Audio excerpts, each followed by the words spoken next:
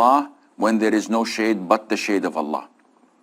And he mentioned 7 people. One of them was a man who gave in charity with his right hand what his left does not know about what the right is spending. Meaning that he is so into concealing his charity that even his left hand doesn't know how much he paid. Likewise, those who beg and those orphans. Allah says in Surah Al-Duha, so as for the orphan, do not oppress, and as for the beggar, do not repel. And the common denominator between an orphan and a beggar, that both are needy and that both get offended easily. So the orphan, do not oppress him because you are in charge of him. He's your nephew, he's your grandson, and you oppress him and you humiliate him. Allah tells you, do not do this. And the beggar, the petitioner, the person who comes and asks, do not repel him in the sense that you shout at him and you tell him, go away. What are you doing? Don't touch me. Don't do this. So you break his heart by doing this, and this is not part of Islam. Part of caring for others' feelings, that you do not insult the dead when the living can be harmed and humiliated by it. Ikrimah, may Allah be pleased with him, the son of Abu Jahl. So Abu Jahl is the pharaoh of this ummah. He's cursed, he's in hell, and there's no doubt in that. But the Prophet ﷺ forbade the companions to curse him, though he's dead, though he's kafir, though he's an enemy of Islam, because cursing him hurts his son Ikrimah, who is a Muslim. Now, this is like driving, and a good driver does not look at the vehicle in front of him, rather looks through the windshield at the car in front of the one in front of him so that he can anticipate any emergencies. Likewise, in Islam, it's not only the direct person you are in contact with, but also the consequences that may fall from your action or from what you say. Because of that, you have to be careful. The Prophet ﷺ had the upper hand in caring for others' feelings. Abu Jahm, one of the companions, sent a garment to the Prophet ﷺ that had drawings in it. So the Prophet wore this khamisa, and he started praying voluntary prayers, 2 rak'ahs, and when he offered the salam, he immediately took it off. And he said that this garment confused me in my prayer, occupied me because of these drawings and flashy colors in them. So the Prophet ﷺ told them to take it back to Abu Jahm. Now, Abu Jahm gave this a gift to the Prophet ﷺ. Giving it back to him would certainly break his heart. And this is why the Prophet said, ﷺ, take this garment back to Abu Jahm and bring me his other plain colored garment. So this would fix the issue. Okay, the Prophet returned my gift, but he requested another one. So I'm pleased because the Prophet selected ﷺ what he desires, and I am happy because my gift was accepted by the Prophet ﷺ. Likewise, As-Sa'b ibn Jathama, may Allah be pleased with him, while the Prophet was in Ihram, he gave the Prophet ﷺ, he hunted a zebra and he gave the meat to the Prophet ﷺ. The Prophet rejected it. So As-Sa'b, you could see it in his face that he was a little bit hurt. So immediately the Prophet elaborated ﷺ, and he said, we did not reject it except because we are in the state of Ihram, hence that you hunted it for us. And this is not permissible for people in the state of Ihram. Not only this, even in Salah, the Prophet ﷺ used to care for people's feelings. Once he was praying and he heard a young infant crying out loudly in the prayer. So the Prophet ﷺ hastened in his prayer and wrapped it up and then addressed the companions, telling them that I heard the child crying and I was worried about his mother's heart. I felt sorry for his mother, so I wanted to wrap up the salat quickly so that his mother can attend to the child and take care of him. Now this hadith by itself, we could spend a couple of episodes talking about the Prophet's ﷺ mercy. The Prophet ﷺ did not address the woman like so many ignorant in the masjid do. When they shout and scold the woman, why did you bring your child? You don't fear Allah. You have annoyed us. You have disturbed us. They don't do this publicly. The Prophet did not even do this, ﷺ, though people do not know which woman is he talking about. Yet what we see in our masjids of discord, of disunity, of raising the voice in the masjid shows you that we are so far away from our true values and from understanding the essence of Islam. The Prophet took good care of people's feelings, alayhi salatu wasalam. And he also took good care of children's feelings. Once he was in the salat leading the congregation and he prostrated, but he took so long that some of the companions raised their head to see whether he died or something happened to him. And when he did that, he saw the Prophet's grandchild on his back. So after the Prophet ﷺ concluded his prayer, they said, O Prophet of Allah, you have prolonged the sujood unlike what you used to do. And he said, my grandson mounted me as his ride, and I did not want to disturb him. Even the child, alayhi salatu wasalam, of course it's a form of ibadah, so prolonging the sujood is ibadah, but it's hitting two birds with one stone. Look at the mercy of the Prophet alayhi salatu wasalam. Not only that, even the animals, the Prophet takes care of their feelings. When he saw a bird, the companions came to its chicks and took it. And the bird came flapping its wings, looking for its chicks. And the Prophet said, who scared and terrified this bird with her children? Return her children immediately. We have a short break. Stay tuned, and inshallah we'll be right back.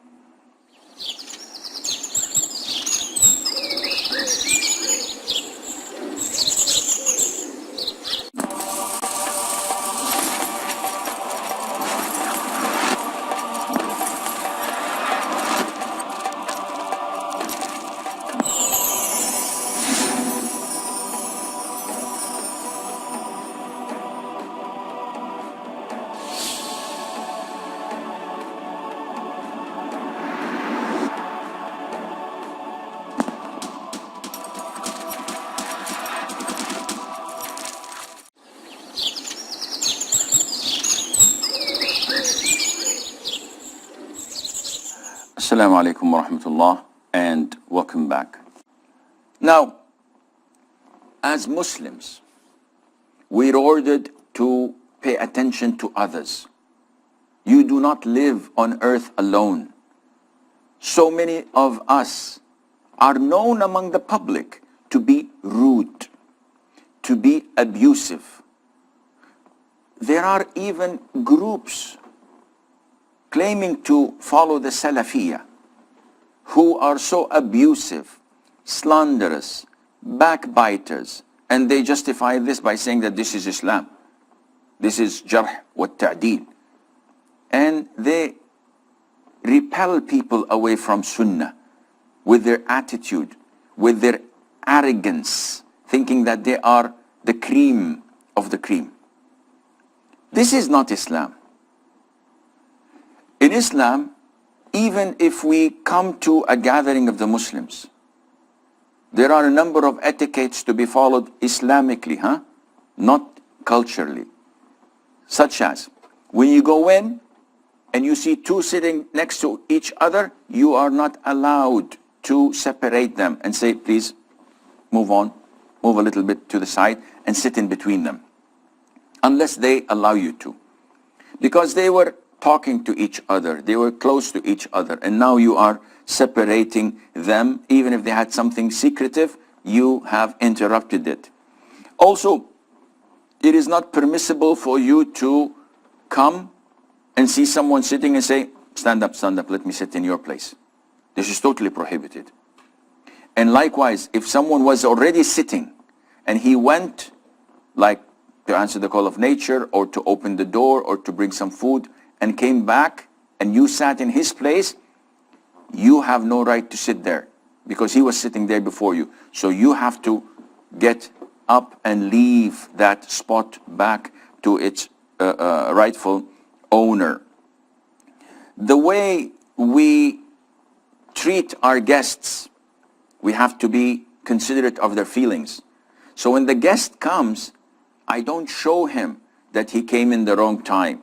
I don't express to him that I'm fed up with him or I have little time. I don't brag about the food I put. Sometimes the food is served and the host says, you know how much this costs? You know how far did I have to go to get you this? And this is one of the delicacies of so-and-so fruits, and this hurts the feelings of the guest. And he feels the injury and the oppression. And vice versa. When you are a guest, you must respect your host. So you sit where he tells you to sit. You do not harm his family by sitting in front of the door or moving in the house without his permission. Or if you sense that he's busy, that you don't take or consume more of his time. If you are in a person's house, the Prophet says you are not allowed to lead the prayer in his house without his permission. Even if you are a sheikh or an imam or a hafiz, it's my house. You have no right in leading the prayer if I do not allow you. And you have no right to sit on my couch, on my special chair, unless I give it to you. All of this to cater for people's feelings. The neighbors, we have to care for their feelings. We must not harm them by any type of harm, because the Prophet ﷺ said, Wallahi la yu'min, 3 times. By Allah, he is not a believer whose neighbor is not in safety from his harm. So if I harm my neighbor by raising the volume of haram music or even of Quran, if it annoys him and he's unable to sleep, if I put my trash in front of his home, if I park in his parking spot, if my children annoy him or hit his windows with a ball, with a stone, or etc., this means that I'm not a true believer. Not only that, caring for people's feelings, my neighbors. If I cook and they can find the smell of it, the Prophet ﷺ told Abu Dhar to increase the amount of food and the water in it so that you can give to your neighbors and share with them. Part of caring for people's feelings, that you do not interrupt them when they speak. Even if you know, sometimes someone says, I have a joke. It is stated that somebody did this, and someone interrupts, yeah, we know this, and he completes it for him. A'udhu billah. This is rude. This is not Islamic. Ata, may Allah have mercy on his soul, he says that sometimes I get people narrating to me hadiths that I am the one who narrated it initially, but I pretend that this is the first time I hear it. And sometimes they narrate hadiths for me that I heard it before they were born, but I pretend not to have heard it before. Look at this beautiful moral conduct of a high caliber of scholars, not to hurt other people's feeling. Now, you have to pay attention to not hurting people's feelings when you teach them.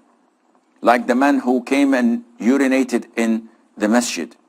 The Prophet ﷺ did not reprimand him, did not scold him. On the contrary, he told them, leave him until he's through. And then he asked them to bring him to him. And then he told him, my nephew, these masjids are made for recitation of the Quran, for dhikr and for prayer, and not for such impurities. Also the man who spoke while praying in congregation, and all the companions wanted to scold him. The Prophet said, ﷺ, leave him. When he finished, the Prophet taught him in a kind and beautiful fashion.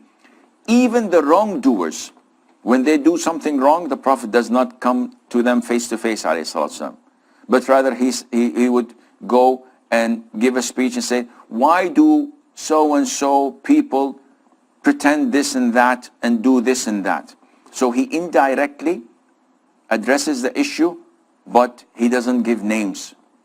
He makes it open so that those who do not know would not have an idea who he is talking about, while those who did that wrong thing would acknowledge it. And the Prophet ﷺ was also caring for the ill. The Prophet said ﷺ, do not stare at those afflicted by leprosy. Do not stare. When you see someone who is sick or has a disability and you keep on staring on him, how would he feel? And this is why the Prophet ﷺ told us that whenever you see a person who is afflicted with some trial and you say, praise be to Allah who has spared me that which he has tested you and has favored me over many of those whom he has created, the Prophet said, that trial will not befall him. Now, do I say this while he's listening and he can hear it? The scholar said, no way. You should not say this while he hears it, because this breaks his heart. Then when do I say it? Say it silently. And there are so many other examples when we have to cater for their feelings in mourning, when we have to cater their feelings when they are begging, or when someone does something wrong unknowingly and we would like to fix it. Islam orders us to try our level best, even if something is embarrassing. Imagine you are in the salat, in the congregation, and you break wind, or you remember that you did not perform wudu. I cannot continue praying because I would be pretending to Allah that I'm offering a form of worship while actually I'm not. What to do? Caring for people's feelings. The Prophet said, you should put your hand over your nose as if you have nose bleeding. And then you should go out of the masjid and perform wudu. So this pretending that your nose is bleeding is not showing off, is not riya, is not lying, but rather it is to conceal your embarrassment in an Islamic way. Of course, we have to be kind and caring when it comes to the parents. So you do not at all attempt to hurt your parents' feeling, not even by staring in them, right in the eyes, not even by showing any emotion of negativity or resentment in your face when they say something you do not like, not by turning your face away from them while they're talking. This is totally prohibited. Practical jokes. So many people are insultive. They come in the middle of the night, they knock your door down, or they call you and say, where is your brother? And you say, my brother, I haven't seen him today. Maybe he went to my father's house. And he says, well, he had a heart attack, or he had an accident, and he's lying. And this may cause me a heart attack. So such practical jokes are not part of proper Islam when it causes harm to the Muslims. Part of showing your caring to people is that you do not express your joy when someone is mourning, when someone is sad. And at the opposite, you do not express your sorrow and sadness to someone who is in a wedding or who is happy. So how can we reach this level of caring for other people's feelings? It's a long list, but among the first points is that we should always feel the connection between us and our brother Muslims. Allah says, إِنَّمَا الْمُؤْمِنُونَ إِخْوَةً. So we are brothers in Islam, and we have to maintain and keep this brotherhood by caring for their feelings. And we also have to bear in mind that we do not hurt other people's feelings because it is sinful. And the Prophet ﷺ told us that a true Muslim is a Muslim who other Muslims are in safety from the harm of his rhetoric and his actions. And you also need to acknowledge that in order to be a full believer, a true believer, that you have to love to others what you love to your own self. So if I like others to care for my feelings, then I have to as well care for other people's feelings. And also, Allah says, man does not utter any word except that with him is an observer prepared to record. So whenever you want to say something, if it might hurt others, then be careful, because the angel is recording it and you will be reprimanded or punished for it. So this helps you always to think before you speak or act, to be in safety from such consequences. And finally, you have to practice over and over again. Allah Azza wa Jalla says, and those who strive for us, we will surely guide them to our ways. So the more you try to be patient and work hard and train, you will be patient. You will be forgiving. You will be caring for other people's feelings. And I pray to Allah that He excel our moral conduct and akhlaq to make us like this. إنني هداني ربي إلى صراط